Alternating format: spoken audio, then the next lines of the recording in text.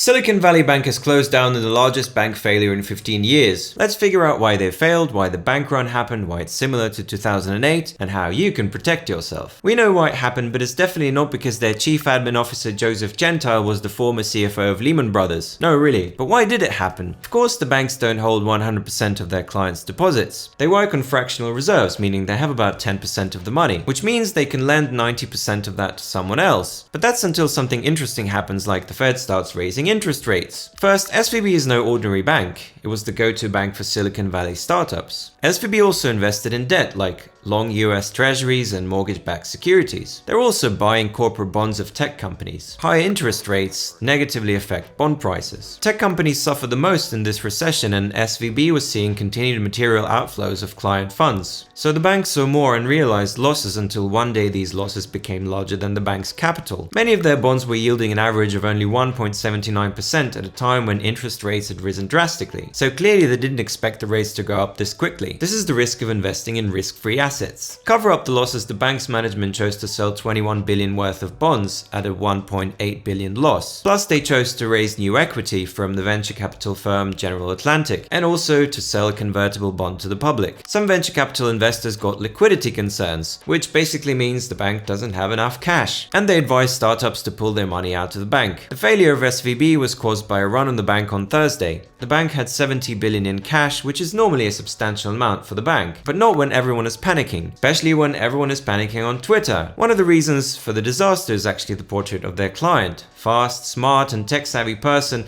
who reacts to Twitter notifications faster than to their alarm clock. So as these people started to withdraw funds, the figure rose to 42 billion on Thursday. When the bank got negative capital, the California regulators had to step in and close it, and FDIC took it over. First, they said they would cover deposits up to 250,000. But the thing is, 97% of all the deposits are over 250,000, so they were not insured. A considerable sum for an individual, but it's almost nothing for a business. Companies like Roku, Circle, and Roblox all held several $billion at SVB. Later, the government announced 100% of the deposits will be available by Monday the 13th of March. But you get the picture of what could have happened if the government hadn't made that statement, proving an extraordinary intervention aimed at averting a crisis in the financial markets. The government says it's not a bailout, maybe not for SVB, but it is a bailout for the economy. However, on Monday, Biden said money won't come from the taxpayer, it will come from the fees that banks pay into the deposit insurance. But what if this kind of thing continues to happen? On Thursday, the four biggest banks, JP Morgan, Bank of America, Wells Fargo, and Morgan Stanley,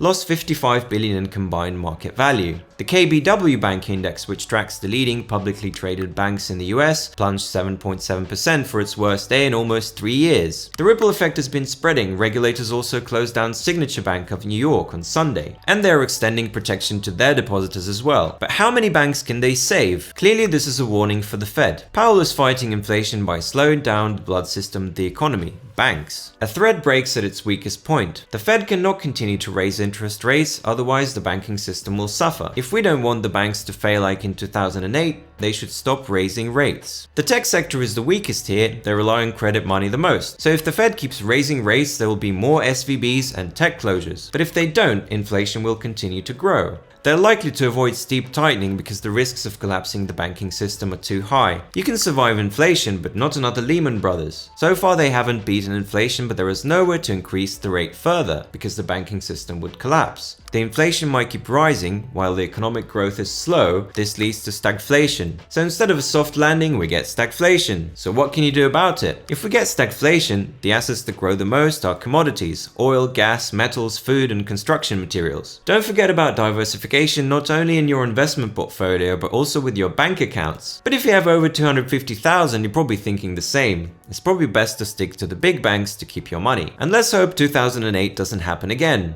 All the best, and see you soon.